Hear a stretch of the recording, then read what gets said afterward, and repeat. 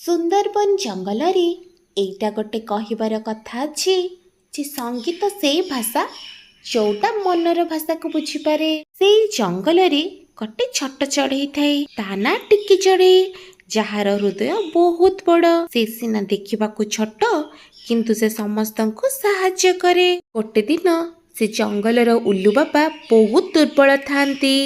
ସେ ଆସି ଟିକିର ଘର ପାଖରେ ଓହ୍ଲାନ୍ତି। ଟିକି ସେ ଉଲ୍ଲୁ ବାବାଙ୍କୁ ବହୁତ ମିଠା ମିଠା ଫଳ ଖାଇବାକୁ ଦିଏ, ଆଉ ରାତି ସାରା ତାଙ୍କର ସେବା ଶୁଶ୍ରୂଷା କରେ। ସକାଳ ହେବା ମାତ୍ରେ ହିଁ ସେ ଚଢ଼େଇ ଉଡ଼ିବାକୁ ତୟାର ଥାଏ। ଆରେ ଟିକି, ତମେ ବହୁତ ଭଲ। ତମେ ମୋର ବହୁତ ଦେଖାଶୁଣା କଲ। ମୋ ପାଖରେ ଧନ ଦୌଲତ ତ ନାହିଁ, ହେଲେ ଏଇ କାଠଟା ଅଛି, ୟାକୁ ବହୁତ ସାଇତିକି ରଖିବ। ହେଲେ ୟାର କ'ଣ ଦରକାର ଅଛି? ଇଏ କୌଣସି ସାଧାରଣ ବାଡ଼ି ନୁହେଁ, ଏଇଟା ହେଉଛି ଯାଦୁର ବଇଁଶୀ।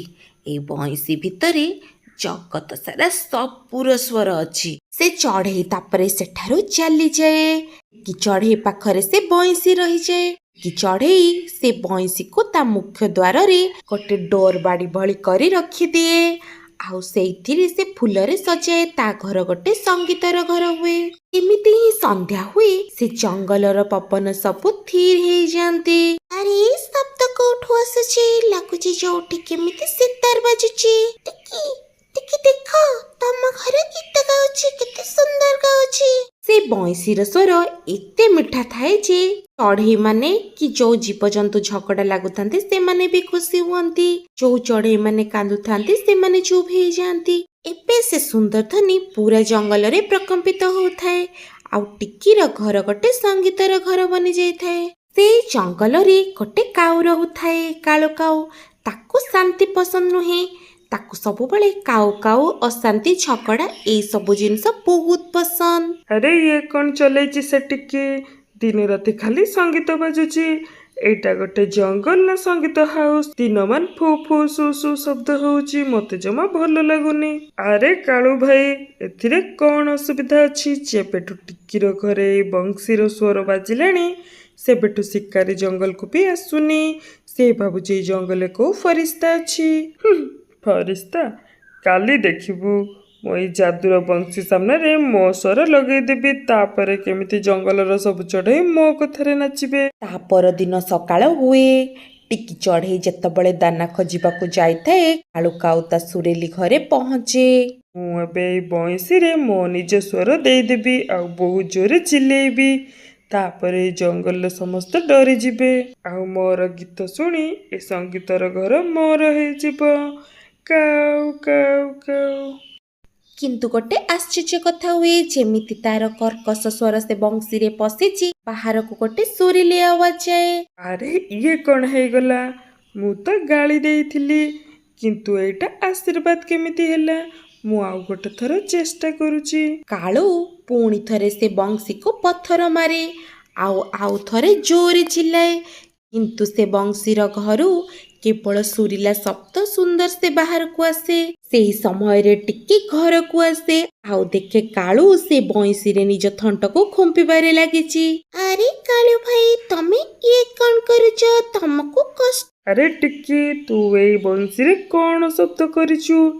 ଆରେ ଇଏ କେବଳ ତୋ କଥା ଶୁଣୁଛି। ମୁଁ ଯେତେ ଥର ବି ଏଇଠି ମୋ କର୍କଶ ସ୍ୱର ଦଉଛି, ଇଏ କେବଳ ମିଠା ମିଠା ସ୍ୱର ବାହାରକୁ ଛାଡୁଛି। ମତେ ଏଇ ବଇଁଶୀର ଘର ଦରକାର। ଆରେ କାଳୁ ଭାଇ, ତମେ କ'ଣ ପାଇଁ ଈର୍ଷା କରୁଛ? ସେ ମୁସାଫିର ଦାଦା ମତେ କହିଥିଲେ ଯେ ଏ ବଇଁଶୀ ସେଇଆ ବାହାରକୁ ଛାଡ଼ିବ ଯାହା ସେ ମନରେ ଥିବ। ଆରେ ମିଛ କହିଛନ୍ତି ସେ ତମକୁ। ମୋ ମନରେ ତ ରାଗ ଅଛି। ଇଏ କ'ଣ ପାଇଁ ମିଠା ଗୀତ ବାହାରକୁ ବାହାର କରୁଛି? ହଁ, କାହିଁକି ନା ଏଇ ଘର ଏବେ ଶାନ୍ତିର ଘର ହେଇଯାଇଛି। ତମେ ଏଇଠି ଯଦି ହିଂସା ଭରିବ, ସେ ମିଠାର ସ୍ୱର ବାହାରକୁ ବାହାର କରିବ। କାଳୁ କାଉ ଏଥର ତାର ଶେଷ ଚେଷ୍ଟା କରେ। ସେ ବଂଶୀର ସବୁଠୁ ବଡ଼ କଣାରେ ନିଜର ଥଣ୍ଟକୁ ପୁରାଏ। ଯେମିତି ହିଁ ସେ ଭିତରେ ପଶିଛି, ସେ ଭିତରେ ଗୋଟେ ଶାନ୍ତ ପରିବେଶ ଥାଏ, ଯୋଉଟା କାଳୁକୁ ବି ମୁଗ୍ଧ କରିଦିଏ। ସେ କାନ୍ଥରୁ ଗୋଟେ ସୁରିଲା ଶବ୍ଦ ବାହାରେ। କାଳୁ, କାହିଁକି ତୁ ଡରୁଛୁ? ସବୁବେଳେ ଶାନ୍ତିରେ ରହ। କାଳୁର ପକ୍ଷୀ ସବୁ ଥଣ୍ଡା ପଡ଼ିଯାଇଥାଏ। ବର୍ଷ ସାରାର ଯେତିକି କଡ଼ବାହଟ ସବୁ ତାର ଏବେ ଥଣ୍ଡା ପଡ଼ିଯାଏ। ଗୋଟେ ଦିନ ଟିକି ତା ବଇଁଶୀର ଘର ସଫା କରୁଥାଏ। ସେଇ ସମୟରେ ପଛପଟୁ କାଳୁ ଆସେ। ଆରେ ଟିକି, ମୁଁ କ'ଣ ତୋତେ କିଛି ପଚାରି ପାରିବି? ତୁ ମତେ ବିନା ଗାଳିରେ କ'ଣ ବତେଇ ପାରିବୁ?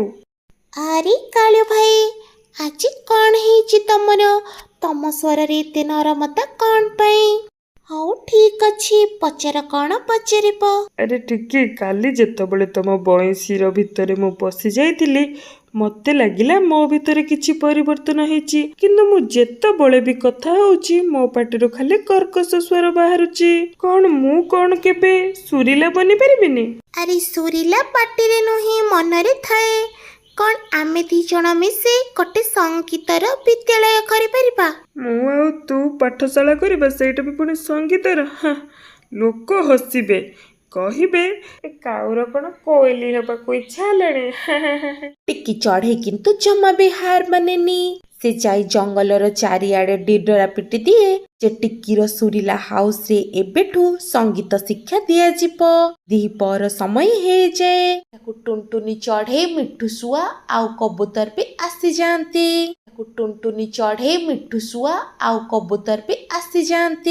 ଆରେ ଟିକି, ଆମେ କ'ଣ ଏଠି ସଙ୍ଗୀତ ଶିଖିବୁ ନା ଏ କାଳୁର କାଉ କାଉ? ଯଦି ଏଇଠି ରହିବ ତାହେଲେ ଆମେ ଯାଉଛୁ। ହଁ ଟିକି, ଇଏ ତ ସବୁବେଳେ ଅନ୍ୟ ନାମ ଯାଉଡ଼ାଏ, ୟାଠୁ ଆମେ କ'ଣ ଶିଖିବୁ? ସାଙ୍ଗମାନେ, ମୁଁ ଜାଣିଛି ମୁଁ ଆପଣମାନଙ୍କୁ ବହୁତ ହଇରାଣ କରିଛି, ହେଲେ ମୁଁ ଏଠି କିଛି ଶିଖିବାକୁ ଆସିଛି, ଶିଖେଇବାକୁ ନୁହେଁ। ଟିକି ଯୋଉଟା କହିବ ମୁଁ ସେଇଟା ମାନିବି। ସମସ୍ତ ଚଢ଼େଇ ଆଶ୍ଚର୍ଯ୍ୟ ହୁଅନ୍ତି, କେମିତି ଏ କାଳୁର ସ୍ୱରରୁ ଏତେ ନରମ ପଣିଆ ଆସିଛି, ଆଉ ତା ଗର୍ବ ଅହଙ୍କାର କୁଆଡ଼େ ଗଲା।